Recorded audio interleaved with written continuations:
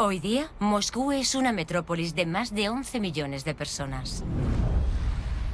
Pero hace 800 años, era una pequeña aldea a las orillas del río Moscova. Un modesto asentamiento rodeado por simples defensas de madera que apenas indicaba su futura grandeza ni su habilidad para evolucionar a través de la adversidad. Moscú solía sufrir ataques frecuentes y devastadores.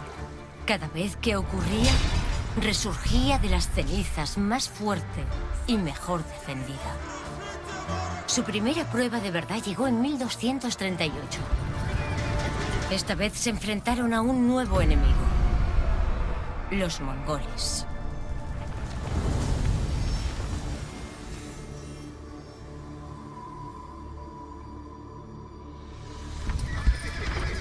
Durante mucho tiempo, Moscú ignoró la creciente amenaza de Asia Central.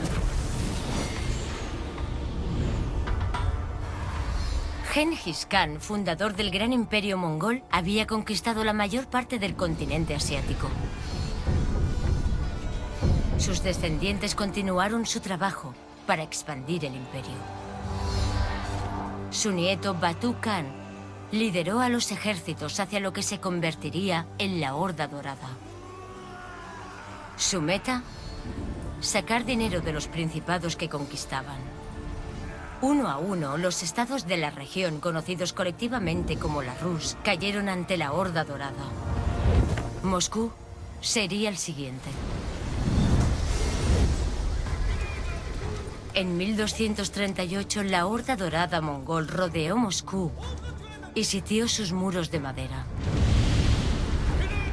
Solo resistiría 5 días. Moscú ardió. La historia pudo terminar ahí, pero la gente de Moscú tenía una gran capacidad de recuperación. Jamás abandonarían su hogar, ni el control del río Moscova, una ruta comercial de gran importancia. Comenzaron a reconstruir y reforzar las defensas de Moscú. Pero seguían preguntándose: ¿regresaría el terror?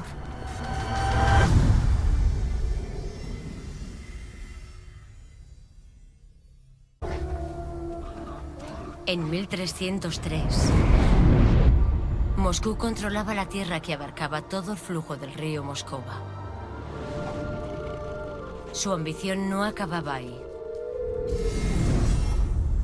Moscú continuó ampliando sus fronteras a través de su riqueza, más que con su guerra. Su táctica fue comprar tierras de señores en bancarrota y de esta manera adquirió pueblos y aldeas enteros.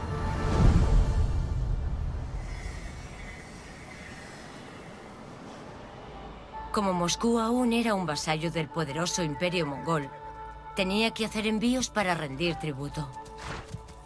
Y las fronteras en constante expansión de Moscú generaron cada vez más ingresos para los mongoles. Pero no todos estaban felices con el ascenso de Moscú.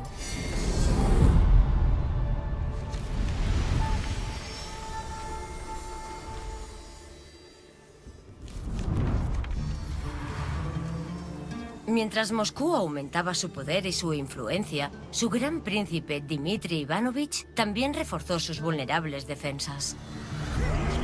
Su fortaleza de madera, el Kremlin, fue reconstruida, esta vez con piedra. Pero los muros de piedra no disuadieron a sus enemigos. En 1368, Lituania vio la rápida expansión de Moscú como una amenaza real. Tras aunar fuerzas con el Principado de Tver, se propusieron desafiar su dominio. Atacaron Moscú, pero los muros resistieron y el enemigo se retiró. Las tensiones entre las facciones persistían.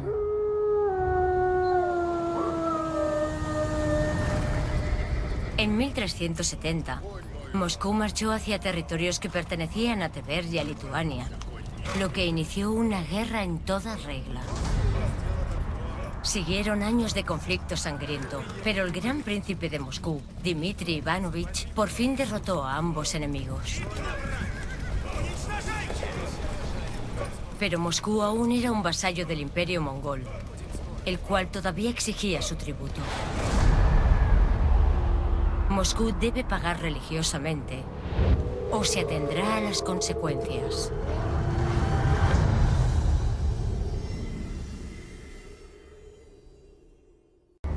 Gobernado por el gran príncipe Dmitri, Moscú se había enriquecido y se alió con antiguos adversarios. Juntos, los aliados rusos estaban listos para desafiar el dominio de los mongoles y dejar de pagarles tributo. A orillas del río Don, Dmitri apostaría su propia vida por ser el primer líder de los Rus en derrotar a la Horda en combate.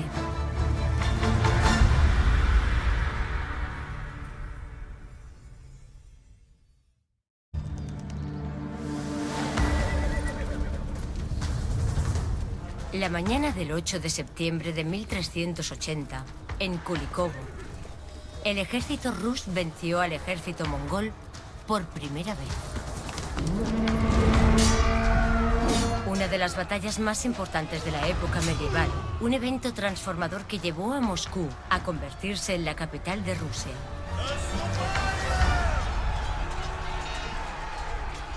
Por primera vez, los principados rivales se unieron a Moscú para pelear contra un enemigo común.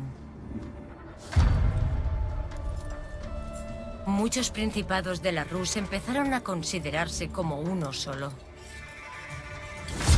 Los futuros líderes de Moscú aprovecharían el recuerdo de esta batalla para reclamar su posición política absoluta en Rusia.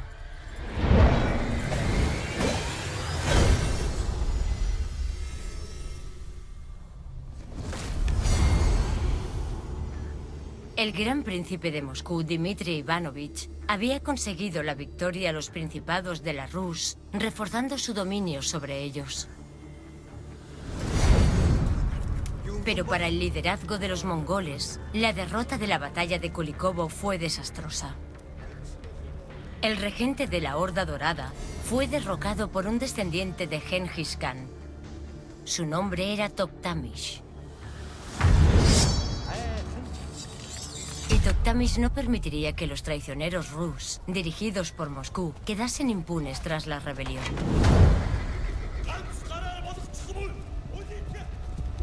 Dos años después de su derrota en Kulikovo, la Horda Dorada de Toktamish partió para atacar Moscú.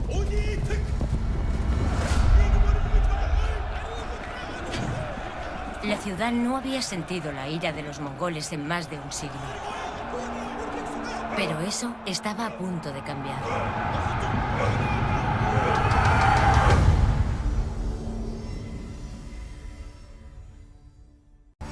En el siglo que siguió al ataque vengativo de los mongoles a Moscú, el hijo y el nieto de Dmitri Donsoy se aferraron al trono rus.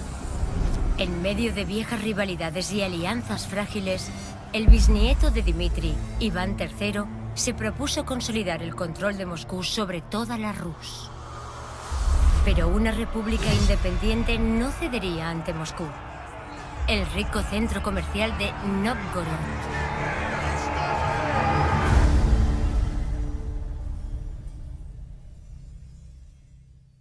Aunque Iván III consolidó el poder de Moscú, la Horda Dorada estaba sucumbiendo ante la discordia. Aprovechando esta debilidad, Iván retuvo tributos, equipó a sus hombres con armas de fuego y marchó al encuentro del ejército del Khan. A orillas del río Ugra, los rus se mostraron desafiantes, listos para poner fin a más de 200 años de dominio mongol.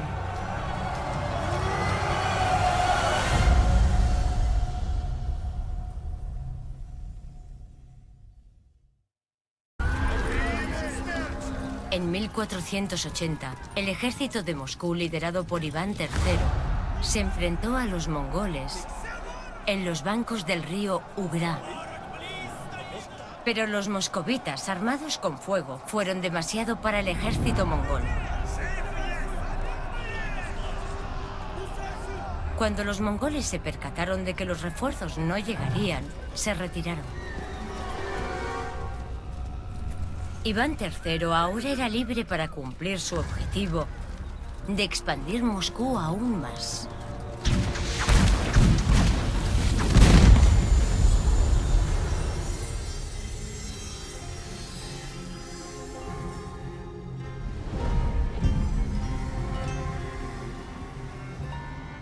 A pesar del rápido crecimiento de Moscú, todavía era un vasallo del Imperio mongol. Pero después del encuentro del río Ugra, la constante negativa de Iván III a rendir tributo irritó a los mongoles. Aún así, la venganza nunca llegó. Se generaron grietas en la cúpula del gobierno mongol y la Horda Dorada se destruyó, formando kanatos más pequeños plagados de peleas internas. Y así, Moscú quedó libre para expandirse. Iván III continuó tomando el control de principados de la Rus más pequeños, costase lo que costase. Algunos fueron dominados durante más de 100 años por un enemigo histórico, Lituania. Iván III estaba decidido a recuperarlos. En 1500 convirtió a Moscú en algo más que una ciudad o un estado. Era una entidad que, según él, representaba a todo el pueblo rus. El sucesor de Iván, Basilio III, pelearía para retomar las tierras de Lituania que creía que pertenecían a Moscú.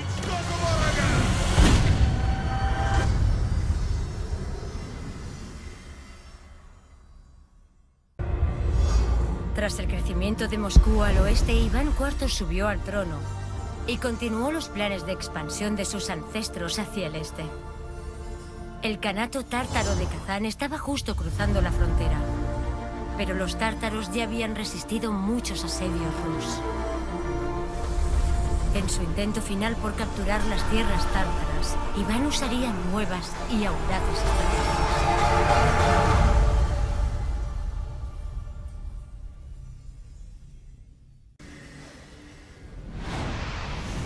Iván IV había atravesado las murallas de la antigua ciudad de Kazán y su ejército llenó las calles. Persiguieron a sus defensores y a sus aliados y saquearon brutalmente la ciudad. Kazán había caído ante el imparable poderío militar y la innovación estratégica de la máquina de guerra moscovita. En los años siguientes, Iván IV libró guerra tras guerra para anexionar nuevos y vastos territorios bajo el dominio de Moscú. Para 1547 se declaró como el primer zar de toda Rusia.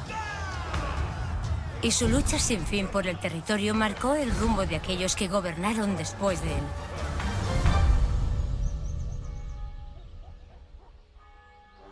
Moscú ya no era un pequeño fuerte a orillas del río Moscova. Había sobrevivido siglos de opresión mongola y de guerras con sus vecinos. Su evolución de fuerte a ciudad, a estado e imperio continuaría. El ascenso de Moscú transformó a Rusia en una de las mayores potencias mundiales.